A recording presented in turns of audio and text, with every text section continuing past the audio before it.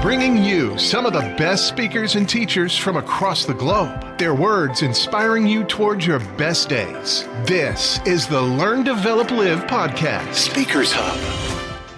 Good morning. Welcome to the Speaker Hub from the Learn, Develop, Live podcast. My name is Chris Jaggs, and I'm bringing you another motivator for you to help you push you through the rest of your week.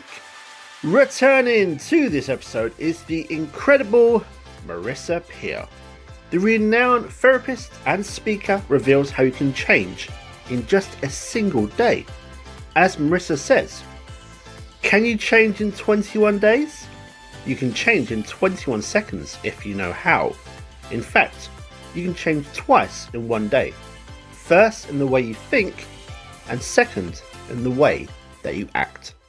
You can change like that. Can you change in 21 days? You can change in 21 seconds if you know how. In fact, you can change twice every day, first in the way you think and the second in the way you act. Everything I talk about, the strength is in the simplicity and the honesty.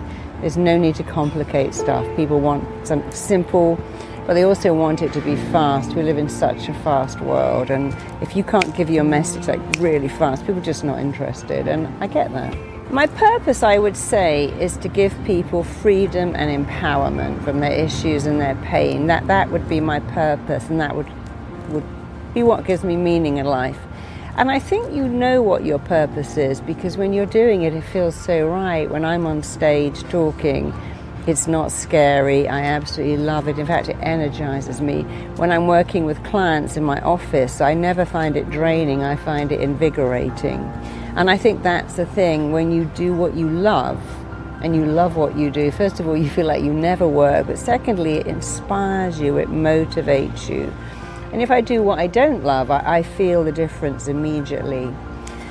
And so we all have a gift, and I think your challenge is find out what you love to do and become brilliant at it. And we've all got something unique that we can do. It's very hard to know at 20 what you're meant to do. So give yourself a break. Find out what you love. Find out what makes your heart sing. People who are good make it look so easy and think, oh, I can do that. I can do that. And then because you make it look so easy, you often lose credibility. You think, well, you can just turn up on stage and act, but they don't realize all the work that goes into it. And I think leaders make it look very easy, but it's also because they love it. I'm not enough. And if you start from I'm not enough, then you need more cake, more drinks, more drugs, more sex, more stuff, more shopping, more followers, because we've got so into I'm not enough and I need more. It's so great that we're getting small children to understand that your thoughts are yours to change. You're not your thoughts. Change them. Changing your thoughts is easy, it's free, can be instant. When I was 20, I was very clear I was going to be a school teacher. My father wanted me to do that. He told me it was a wonderful job. He was a school teacher. I was going there. I was going to teach a training college, and I was going to be a school teacher. And somewhere in that teacher training college, I thought, I don't want to be a teacher. I'd actually like to be a child psychologist. So I began to switch my training. And then I realized again, actually, no, I don't want to do that either, because when you work with children as a therapist, you always have 3 patients, mum, dad, and child. And so I was going there. But in fact, I went there and I went there. I became a therapist. I wrote books. I began to work on television shows. And then I created my own method. And so actually I became a teacher after all. But it was a go over here and then go back. And I think at 20, you very rarely know what you want to do. And if you do, that's not always a good thing. Because I work with many people in their 40s who say, all my life I've been a lawyer, an accountant, and I've realized I don't even want to do that. It doesn't make my heart sing. But it's very hard to know at 20 what you're meant to do. So give yourself a break. Find out what you love. Find out what makes your heart sing. In fact, one of the major causes of depression is failing to follow your heart's desire.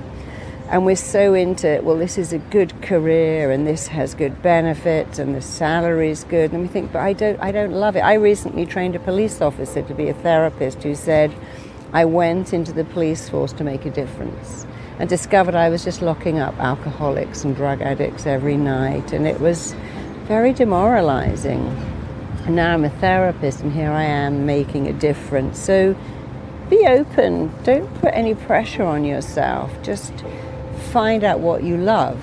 And when you do what you love, you'll feel like you never really work a day in your life. I mean, I work very hard, but I also feel like I never really work, and that's a great thing. When I was training in hypnotherapy, I knew immediately, oh, this is me, and this is me for the rest of my life. I knew that that was my purpose, that was my meaning, that was my passion. And of course, the second wonderful thing is that when you do what you love, it gives you every bit as much as you give other people. Like I was speaking here this week, and people were saying, oh my God, it's so amazing what you gave me. I said, well, what you gave me was also amazing because you were receptive and you liked it. And so it's a great thing about giving and receiving, giving energy and receiving it back. And I think a lot of conventional therapy is so busy trying to change the behavior or the actions or the feelings, when the law of control says it all starts with a thought.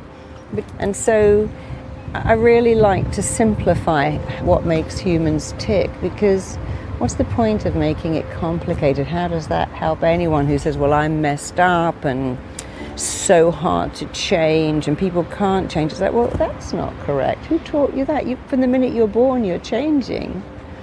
Oh, it's long and arduous to recover. No, it isn't. Some people recover like that. Some people don't. But you could be one of the ones that changes your thoughts, changes your feelings, changes your actions. After all, most of us have had an experience of eating something, being violently sick, and thought, oh, I could never eat that again. I could never look at whiskey again. There's no way I could ever eat shellfish again. But it's very simple to think a different thought, because we own our thoughts and we can change our thoughts. And if we just learn to question, why do I think that? Who told me that was true? Question a thought, upgrade your thought, update your thought. For women especially, all these thoughts, you can never find love after 50. Nobody wants somebody with cellulite. If you're a successful woman, a man won't like you. Well, that's not true. That's not true for Michelle Obama. Why would that be true for you? There's lots of women getting married for the first time at 50, including me. Your lovability's got nothing to do with the numbers on the scales or the numbers in your clothing label or the numbers on your birth certificate or the number of your followers. So we get very consumed by the number. I need to be thinner, taller, smarter, better grades, more followers. And you've got to stop all of that and just believe that you're great, and you can be even greater when you stop defining who you are by what the numbers say. Most of us, we make a belief without realizing that that belief turns around and makes us, and then we have something called confirmation bias. We now look for proof that that belief is real. I'm painfully shy and I can't speak to people. I've made a belief, but that belief is making me now, because I stress about speaking to people. I might blush, I avoid situations, and now I'm looking for proof, the confirmation bias. Look, last time I spoke, I went bright red, I got all tongue-tied. That person, I could see they weren't interested. I felt like an idiot. So I better make sure I carry on not speaking. So you have to switch it. I've made a belief. Why don't I change that to, I can talk to people. Other people do it. I have 2 ears and 1 mouth. That means I should listen more, talk less. But I can engage with people. If I can talk to my friends or my pet or someone, I can talk to people. I'm making a different belief. And that different belief is making me, now I'm looking for confirmation bias of how, oh, I spoke to a guy in the store and they were engaging. I spoke to someone at a bus stop and they were engaging. And if I can speak to one person, I can speak to many. And I can learn. I can go on YouTube and just learn what makes a great speaker.